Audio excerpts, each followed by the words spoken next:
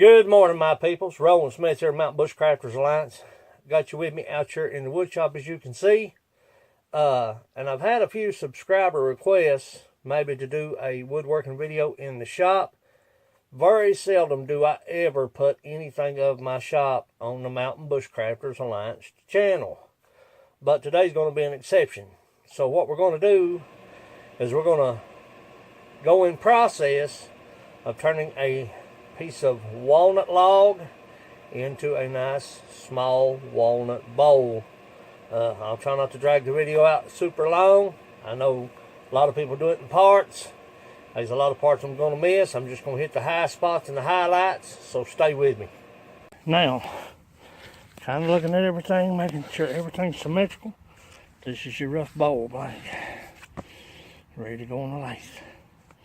Stay with me. I was able to get a 10-inch and two 7-inch bowls out of that log. And as you can see, I've got some real nice split grain on this bowl. Not so much on this bowl, but some. And the big bowl, the 10-inch bowl. Now, when I say 10-inch bowl, size could vary depending on how the wood grain reacts when you get it on the lathe. But nevertheless, I've got two 7-inch as of right now and a 10-inch bowl. Now, this is just a little advice that I have learned the hard way. Now, I'm no professional wood turner, don't claim to be. But, if you rough cut it with a chainsaw, mill it. Mill it. Now, I have soaked wood in water to keep its fibers soft, to keep from cracking and splitting. Turned it green, dry it in the microwave. But nevertheless, that's another whole video all its own. So stay with me. Let's get these on the lathe. Now that you have your bowl blank ready to be mounted to the lathe, you can either mount it by faceplate or by the live center spur. Okay? I don't use a faceplate because you're in direct contact with the motor. You get a catch, one of two things is going to happen. You're either going to damage your equipment or damage yourself. What you want to do is you want to drive this live center into the wood.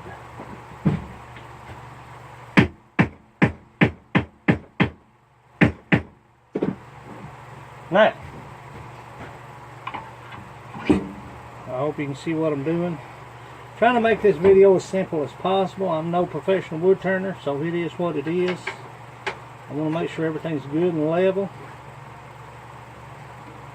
Good and tight and secure. Because you've got this thing spinning at you about 2,500, 2,400 RPM. I usually start out, my gauge right here goes up to 24. I usually start out about 600 until I get it roughed out. Making sure everything's clear. Running pretty smooth. Now, what you want to do is you want to put your tool rest up to the workpiece as close as possible without touching. Freehand. Hear it hit. Back it up just a little bit. Locking it in. Good to go. Now, check your tools, make sure they're ready and sharp. That's dangerous. A dull tool is dangerous. Go over everything if you have any questions. If you have any questions about your tailstock, make sure.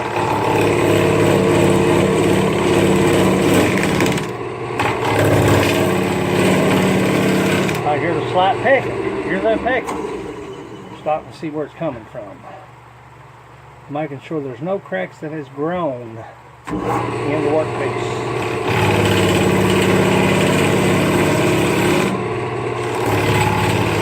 What I'm doing, I'm cutting the crowns, making this perfectly symmetrical. Making it round, uniform.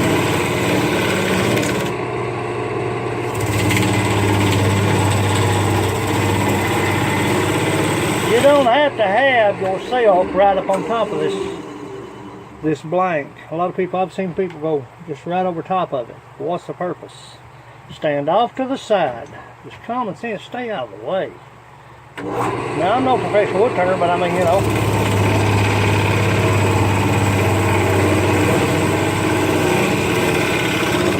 I'm doing the same thing. All I'm doing I'd be doing the same thing if I was standing right here. See what I'm saying? Right in harm's way. I stand off to the side. That way, if there's any give, I've had pieces to fly this way.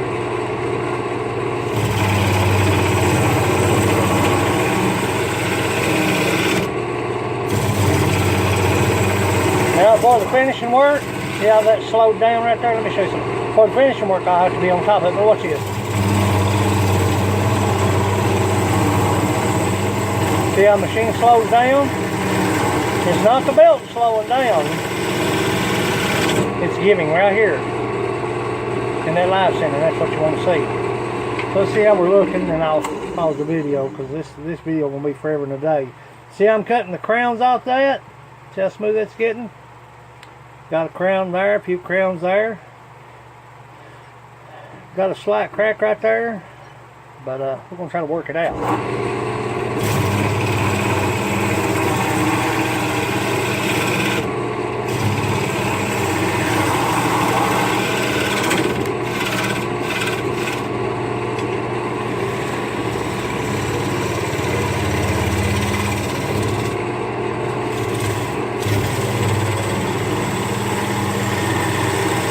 When I first started wood turning, there was nobody, not a single soul in my neighborhood or around about in my vicinity willing to show me what to do. And we're cutting that out. Yep, that's coming out. Now, while it's on my mind, stop your machine. Don't ever scoot your tool rest up while the machines are running. Common sense. Make sure it's clear, freehand it, part back up. But when I first started woodworking, there was guys that does it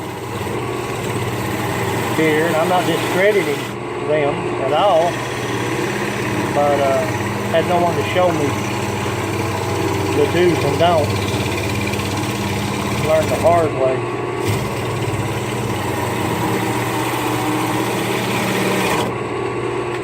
What we got here. Let's see what we got. Let's see what we got here. Oh, maybe that'll go away, maybe it won't.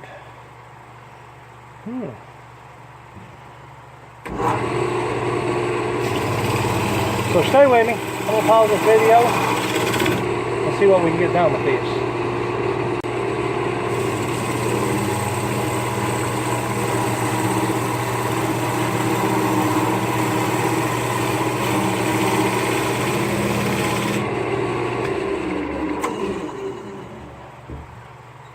Pretty well symmetrical. Got a slight hairline crack right here. It doesn't go any deeper. As you can see, I'm looking right at it. I don't know if you can tell it on camera. But this is a ribbon. This is not a crack. There's a difference, big difference. That is a beauty mark. Now, what we want to do is readjust our tool rest. Take it around to the back side and cut us a recess, because I'm going to be using a grizzly jawed, 4-jawed chuck. So let's get this recess cut. Stay with me. Same song, second verse. Making sure, even though you're cutting on the back side of this, make sure that your tool rest is clear. Freehand spin. Make sure your tail stock is pushed up and tight.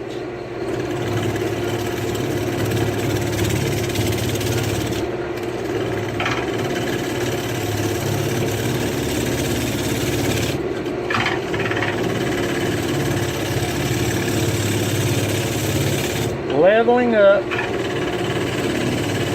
the bottom of the workpiece for the chuck.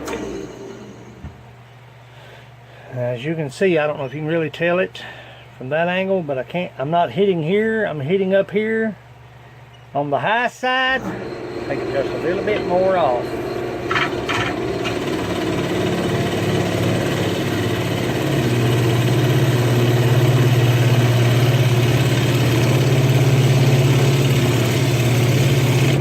Woohoo, baby.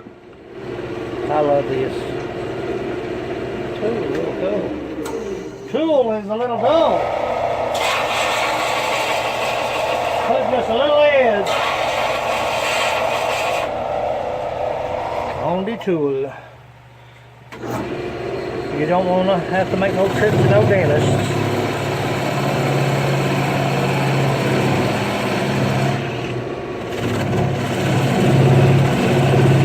If your recess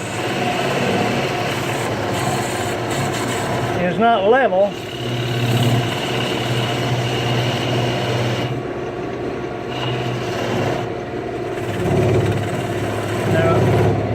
your bowl will not run level. And you're gonna have a little bit of a wobble. I don't care how close you get it, you're gonna have a little bit of a wobble when you put on the chuck. And I'll show you how to put on the chuck here in just a moment. Stay with me.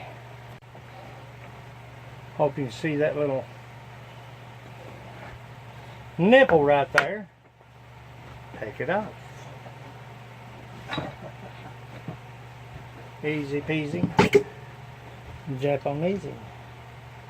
Making sure that your jaw chuck is level with your workpiece.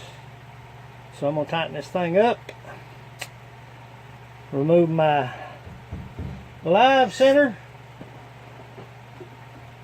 spindle, spur,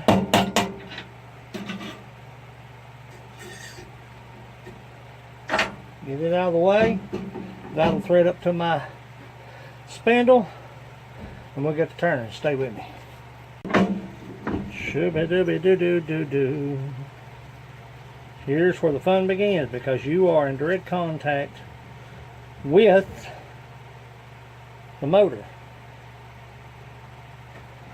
Stand back. Running pretty smooth. Looks pretty good.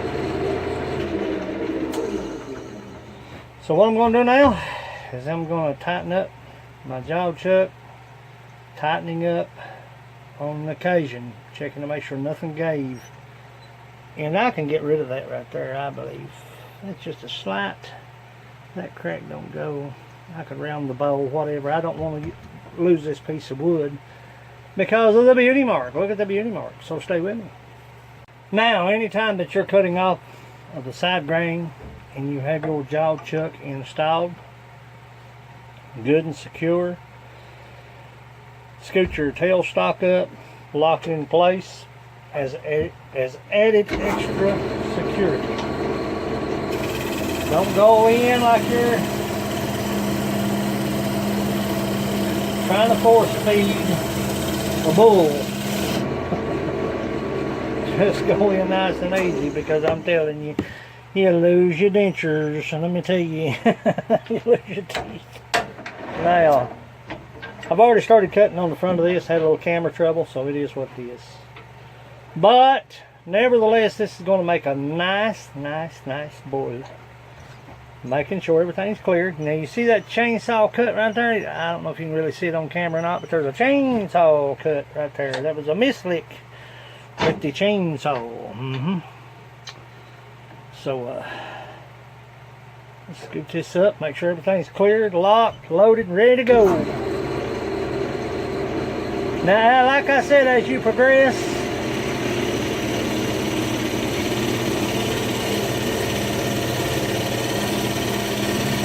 stop and check your chuck.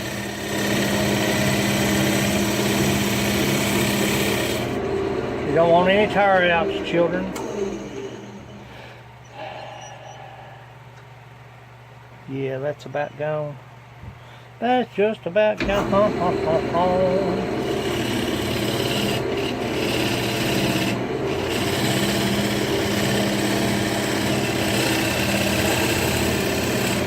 Now, due to that crack that I'm seeing, we're going to try to work around it.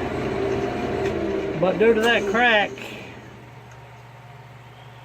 the bowl is not going to be as thick as I'd like for it to be, because you got to allow 3/8 of an inch for your jaw recess. So what I'll do is I'll move it up 3/4. So that bowl will probably be about 3 5/8. I got a cheater tape measure if you want to know. 3 5/8, or 2 5/8 rather. I'm sorry, my bad. So that bowl probably about 2 inches, 2 1/4 deep. Not a very deep bowl, but nonetheless still going to be beautiful.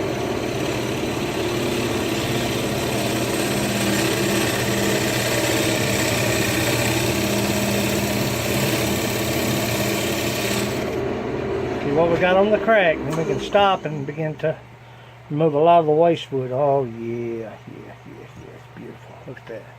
That's going to be beautiful. Now.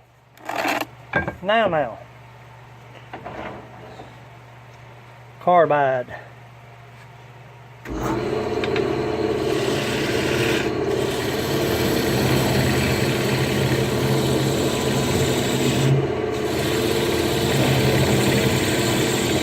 Let's stop right there, just for a moment, while it crossed my mind.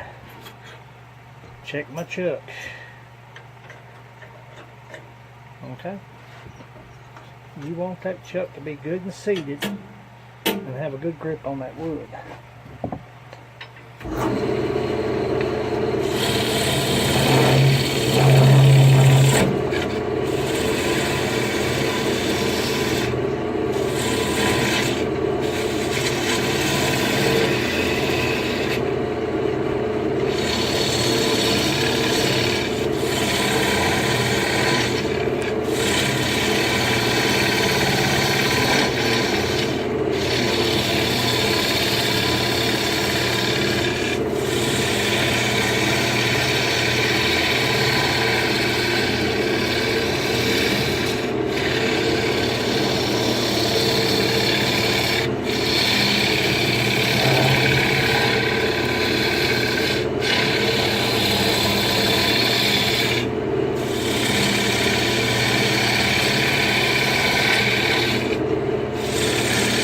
So I'm not going to take you through the whole process, just kind of wanted to show you what I'm doing. Once I get the finished product, I may finish up the video with it, depending on how long the video is. I don't want to drag this thing out for no 3 hours. So be right back. We're almost at the finished product. I got a little bit more depth to take out, probably about 1/4 inch, maybe you want to keep an eye on that. So let's get this bowl finished up and see what we got going on.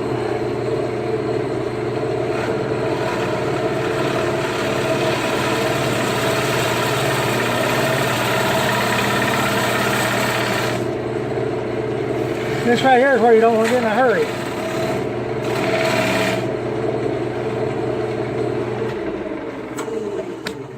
Be a beautiful little bowl. We're about, I'm trying not to make this video too long, but it's nearly impossible. We're about right at 2 inches. That's the best way to measure right there. About 2 inches. So looking at the bowl, I'll find me a pencil. Looking at the bowl, you're allowing 3/8 of an inch for your jaw chuck, right? So let's go up here and mark us roughly about 3/8 of an inch. Now you don't want your bottom to be so thin. So I usually go about 1/2 inch on the bottom, maybe a little more. So we could probably go 2 1/4 inches. Now, I speed dry. Speed dry is a process where you put it in the microwave for 2 minutes, really depending on the thickness and the diameter of the bowl. Maybe 1.5 minutes on this bowl. I'll set it out on a kitchen bar top, let it get room temperature, put it back in. I'll do that in a succession until I begin to see check marks in the bowl. Then which I'll oil the bowl and let it set for a few days.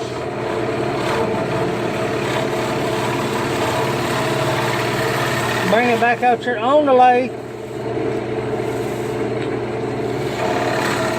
and do my final finish work. Beading. If it's a yarn bowl,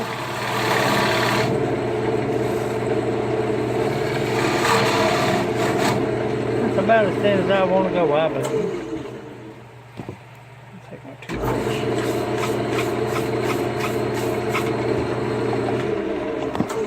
What we got. Let's see what we got here. Making sure everything's nice and neat. The thing about these carbide tools, they do a super cut, less sanding. Let's see. Yeah, we're about there. We are about there. If you go 2.25 inches, you're right there. Yeah, that's about as thin as I want it. Now, let's touch it just a little bit. Not hardly satisfied with the. Now, when I speed dry this, it's going to warp. Okay. And the key to that is, you've got a recess in the back side of this thing. You can put it back on the lathe and straighten it out. Give me just a minute and I'll get it off here. Sorry about the lighting. Work on the side just a little bit. Just a little bit. Just a little bit.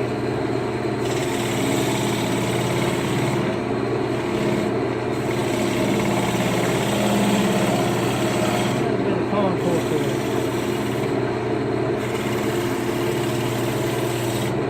it. You don't have to sand it right now.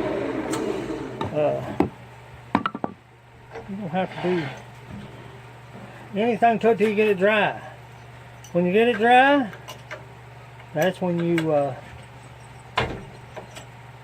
do the finished product. Add beading work to it.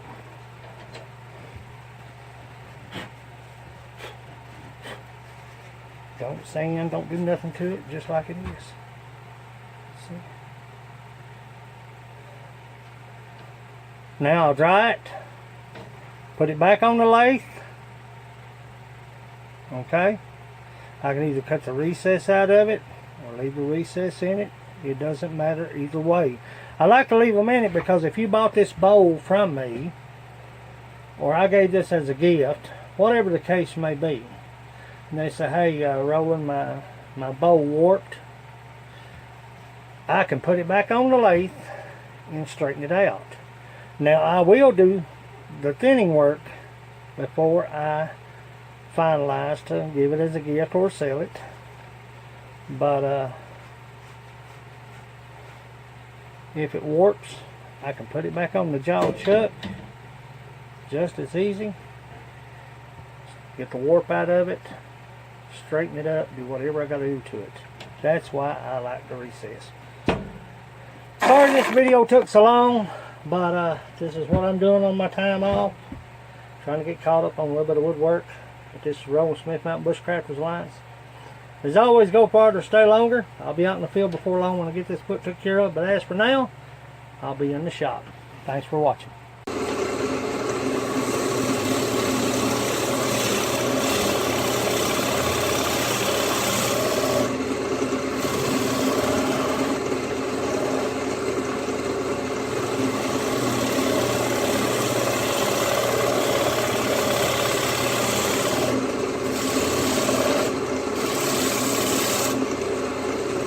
On a final note, here's the finished rough turn bowls. I turned them thick. I'll dry them in the microwave, then I'll put them back on the lathe using the jaw chuck. They will warp, so I'll straighten them out and I'll turn them to the desired thickness, adding beadwork to the bowls. Then which I may or may not cut the recess off, but then I'll oil, then seal the bowls and they'll be ready to go. Thanks for watching.